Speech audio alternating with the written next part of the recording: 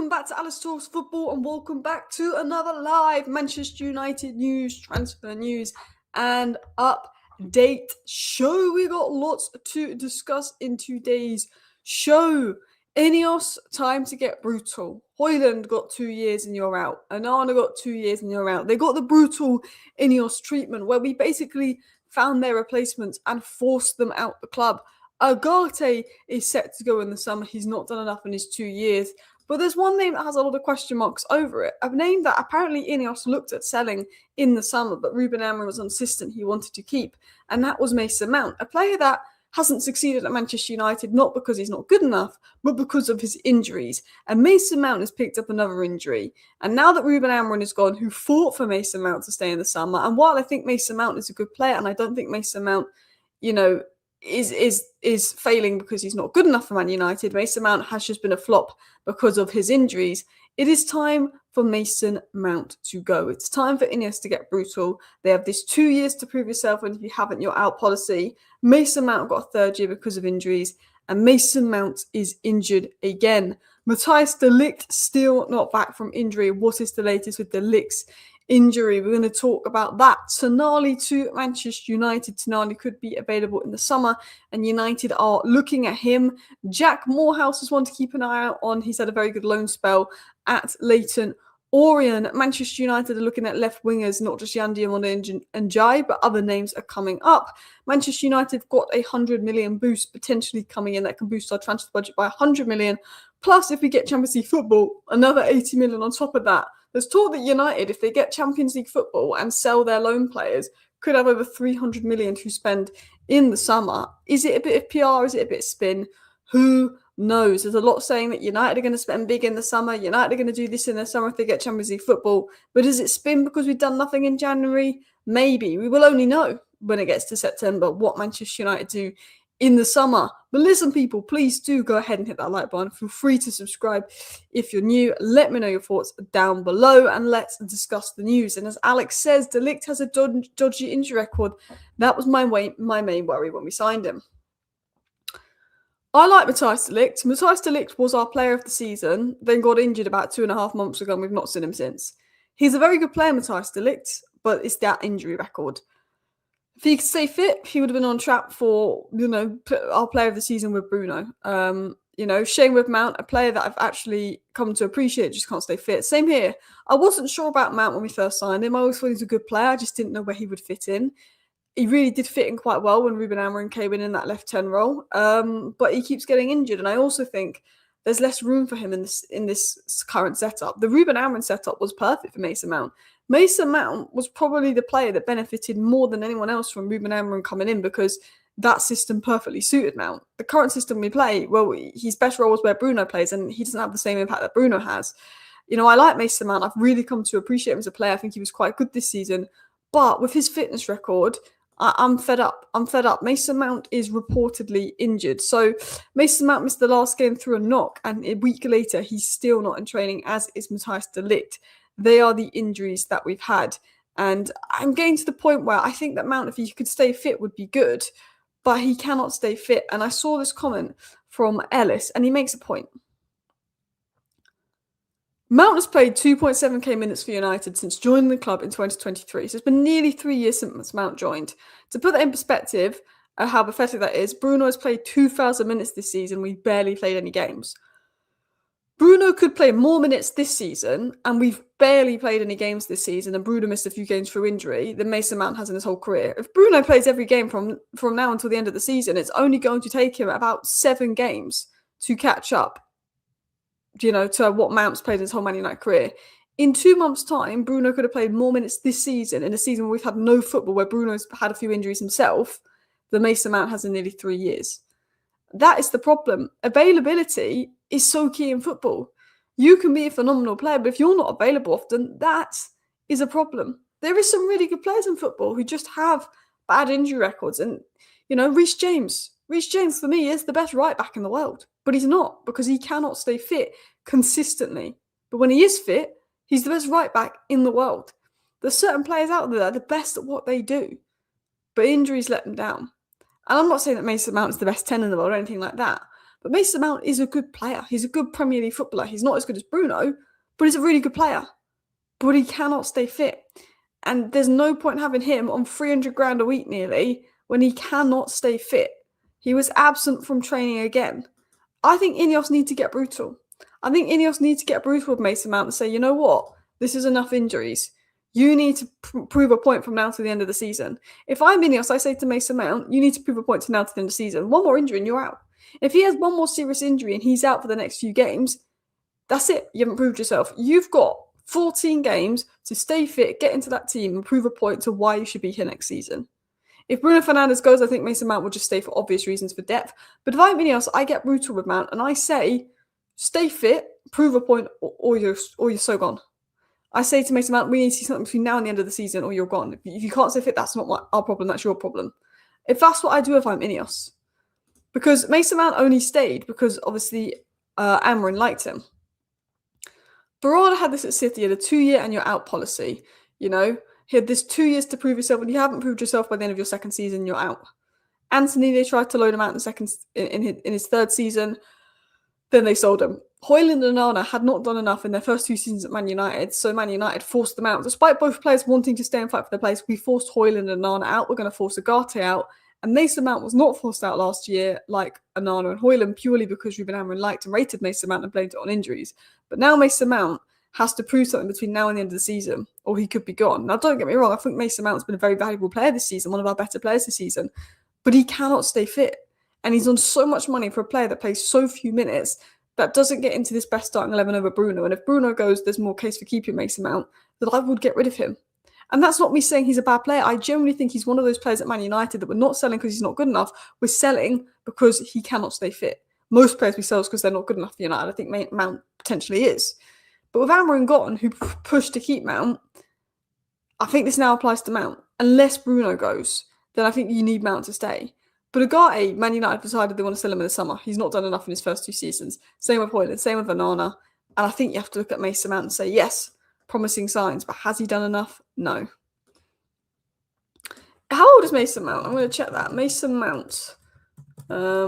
Mason Mount is 27 years of age. Mason Mount, yeah, he's 27. So he's not even young. It's not like he's a 21-year-old. He's 27. It's just getting ridiculous. I don't think it's bad luck. We didn't do our homework. That's the thing. Mason Mount had a very good injury record. Then in his final season at Chelsea, he kept being injured. But we took that gamble. We took that gamble with Mount. We took that gamble. He had a good injury record, but in his last season, he got a load of injuries. And that we knew sometimes when players pick up injuries, that's the start. Bukayo Saka didn't get injured for 5 years, picked up an injury last season, has had a few injuries since. Once you get one injury in football, sometimes if it's muscle injuries, you can start getting a load of injuries. And Mason Mount had that injury and had that injury-ridden end at Chelsea. And we took that risk of, okay, but he stayed fit the seasons before, and that went wrong. That went wrong. Jack Morehouse could come in as cover. I don't think he will this season, but he's doing very well at Leyton Orient on loan. Mount is way more clever a player than I realised before we signed him, but the injuries are too much, I agree. If Casemiro and Kobe pick up injuries, we're in trouble, and that's why I wanted us to do something in the January window, because while we've only got 14 games from now to the end of the season, if those two players pick up injuries, we are in trouble. Sekou Kone is out on loan. Jack Morehouse out on loan. You know, maybe we play Mason Mount deeper. And Ugarte, it would be an Ugarte Mount Bruno midfield free if Kobe and Casemiro were to get injured, which is worrying. The good thing is we don't have enough games left where I think we'll pick up significant injuries. But if we do pick up significant injuries, we'll be looking at the January transfer window thinking, why didn't we just do this for cover? I agree with this. Mount would be a good bench player, not a starter. He doesn't start on our best starting 11, but to have a player of Mason Mount's quality on the bench is great. I think it's absolutely great. But then when you look at the wages Mason Mount is on, you want him to be a starter. Toby Collier also out on loan. That's the thing. Leach also missed massive minutes since we signed him, quite a pattern. Yeah, I mean, Lisandro Martinez is one to watch. The difference between Lisandro Martinez and Mount is that Lisandro Martinez got contact injuries, and muscular injuries are often reoccurring. They're often reoccurring, those muscular injuries. But those contact injuries, like his foot, he was fouled, his ACL, I think for me, potentially, Leacher was a bit fragile in that moment. Leacher may go a while without picking up an injury, whereas I feel like with Mason Mount, there's just a severe muscular injury problem there. But I mean, look, I like Lissandro Martinez, but if Lissandro Martinez gets another serious injury, we have to think about it. It's ironic Shaw has stayed fit knowing the World Cup is coming up. I don't think he does it on purpose, Luke Shaw. I actually think, as much as it is ironic that Luke Shaw's finally stayed fit for a full season ahead of a World Cup, and it seems to be that he prioritises England over Man United, I actually think, and we'll give credit to Ruben Amorim for this, Luke Shaw's fitness has a lot to do with Ruben Amorim not rushing him back. Luke Shaw was injured, and the minute he was half back in training, Ten Hag threw him in that game versus Luton, and Luke Shaw got injured again and out for way longer. Ten Hag was losing his way in that second season. The left-hand side wasn't great. The minute Luke Shaw was half available, Ten Hag would throw him under the bus like the Luton game, and Luke Shaw picked out another injury and was out for the rest of the season. That was the situation with Luke Shaw. So I think in regards to Luke Shaw, I think what Ruben Amorim did is when Luke Shaw was back fit, he was playing him a little bit here and there, and then gradually building up the 90s, and now Luke Shaw can stay fit. And I think that's one thing that Amorim did well was injury management. And considering Amorim did well at injury management and Mason Mount is still getting injured, says it all. But look, Lissandro Martinez, I like him. He's a fantastic player. But if he gets another major injury, we will have to have the same conversations about him. He knows his contract ends next summer. We ain't fooled, he'll leave next summer. I think he will leave next summer. I don't think United will give him a new deal. Luke Shaw's been good this season. Luke Shaw is a good player. Luke Shaw's a frustrating player that cannot stay fit. Luke Shaw will have a really good season, then a couple of injury-ridden seasons. Then it looks like he's done at Man United, and then he produces another really good season. Look, I like Luke Shaw. I'm happy with Luke Shaw. I think he's a good player. I can't believe he's been here so long. But he seems to stay fit when there's big international tourneys to come around and contract years. It's probably just a coincidence. I do really like Luke Shaw, but we cannot give him a new contract. When Luke Shaw's contract is out next summer, we have to say goodbye. Even if he stays fit for another year and is fantastic for us next season, we have to say goodbye. I think one thing that we struggle to do is say goodbye at the right times. We could give Luke Shaw a 2-year extension, and in those 2 years, he could pick up an injury or just become out of form. For me, I think Luke Shaw is going to be really vital from now to the end of the season, and I'm actually glad that Luke Shaw is going to be here next season to build up that squad. But after that, I think we just have to say goodbye, Luke Shaw. It's time we finally move on from you. We need to kind of move away from these injury-ridden pros. Is Mount injured for long? I don't think so. I think the way Man United spoke about Mount's injury is he might be back in the coming weeks. But how many times has Mount got injured? We were told it's just a knock. We think he'll be back for the next game, and he was out for 3 months. So this is the thing. For me, Mason Mount is one more serious injury away from Man United selling him in the summer. And Lissandro Martinez, you can argue, goes in that conversation. I know he's been really good since he's come back in. I thought he was fantastic in that second half versus Fulham, Lissandro Martinez. But if he picks up another big injury, you kind of got to look at it. But Barada wants to crack down. Barada wants to crack down on the Man United squad and sell players like Agate, make sure Højlund goes permanently, Onana goes permanently, and sell players he doesn't think is good enough. Mason Mount is under trial. Mason Mount needs to show something between now and the end of the season to keep his place. If he gets another injury, United may cash in. Now, I want to talk about the transfers. I want to talk about the potential transfers in. But before I do that, I'm just going to grab my water. So I'll be back in 1 sec, people.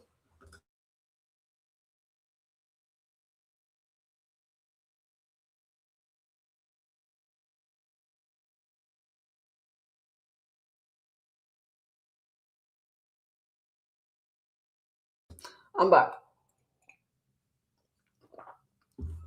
Sorry, my throat was about to cough up there, so. Shaw doesn't have it in his legs to play as a left back anymore. I mean, he's played left back the last 3 games and been solid. But it'll be interesting to 1 sec. It'll be interesting to see what happens to Luke Shaw. Now he's playing at left back more. So Luke Shaw has been playing at left centre back for most of the season and stayed fit under every game. Under Ruben Amorim. Luke Shaw's now played 3 games at left back. Left back is a more demanding role than left centre back. He's only 3 games into left back. So it will be interesting to see how does he handle left back from now till the end of the season. because he's handled the left centre-back role pretty well from now to now, from the beginning of the season to mid-season. He handled left centre-back well. How does he handle left-back? That'll be interesting to see. I think one thing that's been really good for Luke Shaw is the 1 game a week. Do I like playing 1 game a week? No. Am I bored of it? Yes. Do I get bored in the week? Yes. I want, especially as a Man United YouTuber that's got to do daily coverage of news and events. Now we're not playing mid-season. It is just sometimes. And I really miss not being in the Champions League or not even being in the Europa League, I do really miss that. But I have to say there's been benefits. Casemiro has been so much better because he's playing 1 game a week. Casemiro's been so much better because he's playing 1 game a week. That Christmas period where we had about 3 weeks where there was 2 Premier League games a week, Casemiro had his poorest spell of the season then. Luke Shaw has probably stayed fit because we played 1 game a week. The only downside of playing 1 game a week is Xerxes not getting many minutes. Now Lenny Yoro's not getting many minutes. And that's the problem. If you're in the Europa League, that Xerxes is going to get the minutes, Lenny Yoro's going to get the minutes, and we're going to rotate more. We don't have the depth all round to really be in Europe in many positions, but there's a couple positions where there is a bit of depth where those players are missing out. But I think the pros of not being in Europe this season is 1 game a week, and we had that advantage on the likes of Crystal Palace and other teams. We also have Casemiro better. We have Luke Shaw staying fit. So there's definitely it's positives playing 1 game a week, but Mason Mount's still getting injured. Guys, let me know down below, would you sell or keep Mason Mount? If Mason Mount has only got a little knock, he comes back in next game, drops a phenomenal performance, and Mason Mount is fantastic from now to the end of the season and plays in 10 of those games, I'm saying, you know what, depending on what the next manager wants, I'm open to it. But if Mason Mount barely plays from now to the end of the season, has more injury issues, and the new manager comes in, Bruno stays, and Mason Mount is not a starter for the new manager, I think we need to sell Mason Mount. I mean, some people say keep him, some people say sell. If I knew he was going to stay fit, I'd keep him. He's had bad luck with injuries, but you can see he's quality when fit. This is how I feel. If I know he can stay fit to play a lot of games, I'd keep him. The reason I lean towards keeping Mason Mount to an extent is we're probably going to be in Europe next season. We need him for depth. But if Mason Mount gets injured again and then is going to keep getting injured, it's going to be frustrating. If I know he can stay fit, I'd 100% keep him. If someone said to me Mason Mount will stay fit for the whole of next season, I would 100% keep him. But it is those injuries when he's on 250k a week. It's those injuries that just frustrate me. And as Alex said, it really depends. Casemiro's gone. Casemiro's 100%, 99% gone. Agate's 90% gone. Bruno could be 50% gone. That is the problem that we have. So we almost need Mason Mount for the depth because we're going to lose Casemiro and Agate.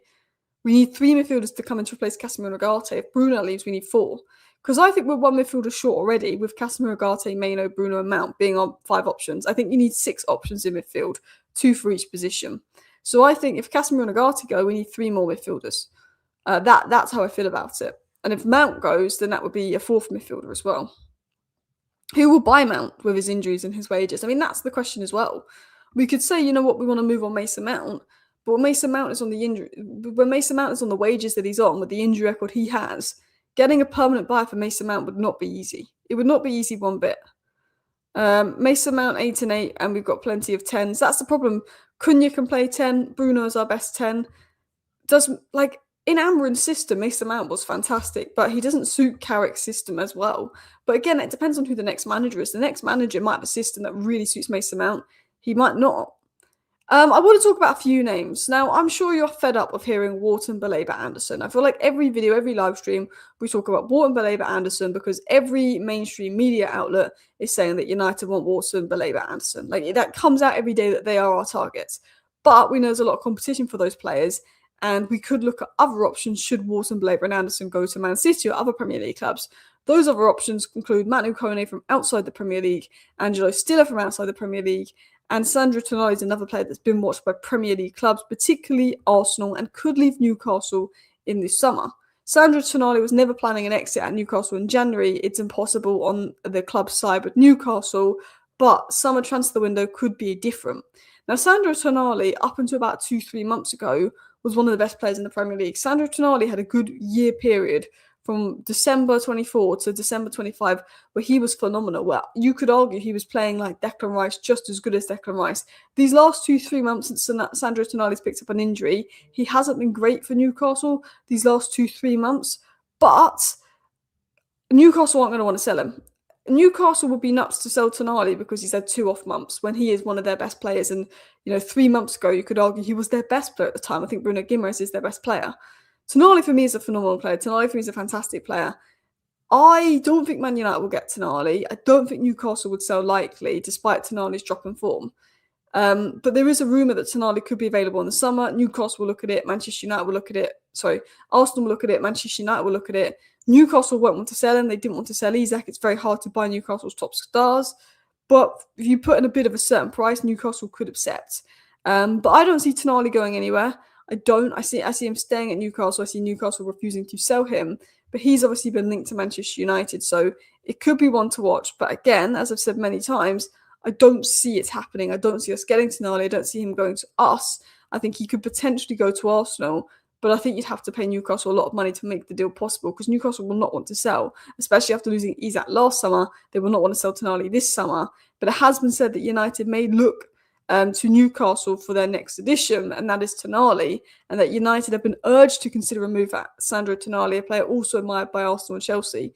This is a player I want Man United to move for.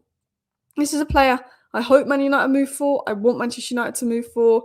But I can't see Manchester United making a move for him. I'm just going to refresh my screen. Bear with me, guys.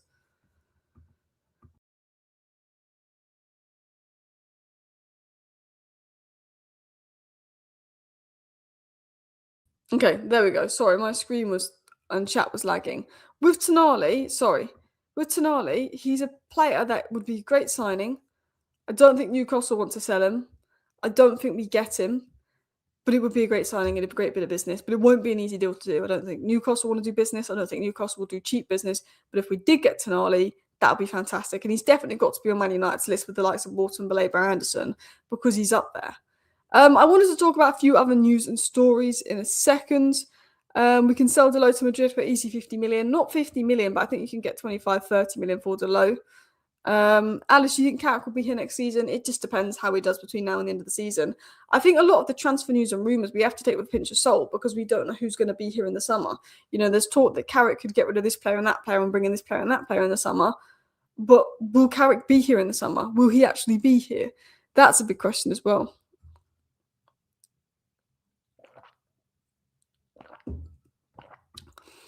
I agree with Alex here. We should have signed Tonali from Milan. We were linked to him back then. And we desperately needed a midfielder. I remember when we were being linked to Tonali. And I was like, guys, we need a midfielder so badly. We should go for Tonali. I remember begging us to go for Declan Rice the summer that we got Ronaldo. Begging us the following summer to not go for Mason Mount and go for Moises Caicedo. But I also remember, I think the summers before that, I asked about, Tonali. And we never went for him. And I remember being linked to him. I remember being linked to Tonali and thinking, why did we not go for him? Because Tonali would be class. I know he's not been great for Newcastle the last 2-3 months, but he's a phenomenal player and he would be a class signing. But he's only 25, but there's no way Newcastle sell him. And there's no way, the only way we get Tonali is if he forced to move like Isak. And maybe, I just don't think we get Tonali. I'd love it. I just don't think Newcastle would sell unless you offer them ridiculous money and he forces a move like Isak.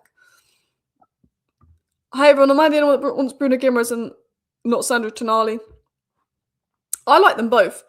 Tonali is a better Casemiro replacement. Bruno Guimaraes is a better Bruno alternative.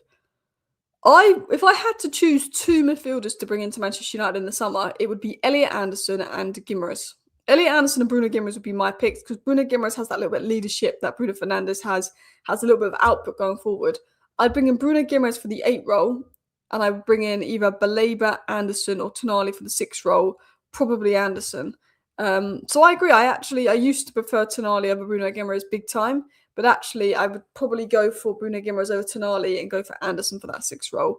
But Tonali's great. We should look at Leao for left wing. Leao was posting stuff on his Instagram story about life for Man United fans right now, and I think it was something to do with a picture of someone surfing. Leao was always flirted with the idea of going to Man United, so it could be one to watch. Tonali's agent probably pushing for move. There's been a lot of noise. I think Tonali's agent is pushing for a move, which means there could be a Tonali trying to leave Newcastle saga in the summer. He's not had a good second half of the season, Tonali, and maybe he wants out. Maybe he wants a change of environment. Maybe Tonali's head is out of Newcastle and that's why his performances have dropped. Who knows? Tonali was phenomenal, but he's been poor the last 2 months. So Tonali's unreal, but he's been poor the last 2 months. Whereas Bruno G has been unreal all season. So I can understand why people prefer Bruno G. Alice is about to go viral on Arsenal in the quadruple. Well, hopefully Newcastle beat Man City tonight and batter you guys in the Carabao Cup final. Hopefully you bottle the league. Hopefully Tottenham win the Champions League just to wind up Arsenal fans, and you get knocked out the FA Cup. Hopefully Arsenal end the season trophyless. But sadly, I think Arsenal winning 2 or 3 trophies this season. I can't lie. The Champions League looks so weak. The fact that Tottenham finished 4th in the Champions League, it looks so weak. I am worried that Arsenal go win the Premier League, the Carabao, the Champions League, maybe even the FA Cup. Because I feel like we're the best team to stop Arsenal. We're not in any of the cup competitions. In terms of Manchester United's news and transfer plans, I'm sure you heard this a million times, but let me get into it. Manchester United are expected to strengthen in midfield and on the left wing during the summer transfer window. They kept their powder dry in January and will be active at the end of the season. This is one of our PR pieces. Man United have briefed loads of journalists. We didn't do anything in January, so we're going to go big in the summer and address this, and that position. It's all a bit of PR. Man United put out how they could get 100 million from a 38 million deal of Højlund to Napoli, the 30 million deal of Rashford to Barcelona, a potential buy for Onana, and the wages saved from Casemiro and Maguire, which could be 500k a week off the wage bill. There's talk of Man United being able to pocket 80 to 100 million from sales. Champions League brings in another 80 million. And Man United keeps saying, we're going to strengthen big in the summer. We're going to strengthen big in the summer. And maybe that's spin. Maybe that's PR to distract us from the fact that we did nothing in January. We'll have to wait and see with that and what we do in the summer. Carrick's pairing with Casemiro and Corby, and in so doing also free Bruno, has been truly transformative. I agree. The midfield has looked so much better. The minute Casemiro came off, the midfield fell apart versus Fulham. When I've looked at Kobbie Mainoo's last 3 performances, I just cannot believe that Ruben Amorim didn't give him 1 start in the Premier League. When you look at how atrocious our midfield was in the Premier League under Ruben Amorim and how easy it was to run through and how open it was, I cannot believe that Mainoo did not get 1 start in the league under Amorim. When you look at our midfield now compared to under Amorim ball, it's mad. Believe in Ineos and Carrick. I believe in Carrick. Ineos haven't shown me enough to believe in them yet, to be honest. A lot of mixed decisions. In terms of other news, MJ Critchley said that United are expected to have some money available to spend this summer, but the amount they will have to spend this summer will determine massively on if they get Champions League football. We want Anderson. We want a lot of top players. Tonali's going to be 100 million. Balaba's going to be near 100 million. Anderson's going to be 100 million. We need 200 million midfielders. We probably need a 30 million midfielder and a 50 million winger. We need to spend around 300 million this summer and hope maybe Maguire stays and gets a 1-year deal, because we don't really have the funds for left back and centre back. We need the 3 midfielders and a left winger. So we really do need that Champions League football to sort of solidify that as well. If Arsenal win the quad, I might have to go to bed until August with blankets pulled up over my head.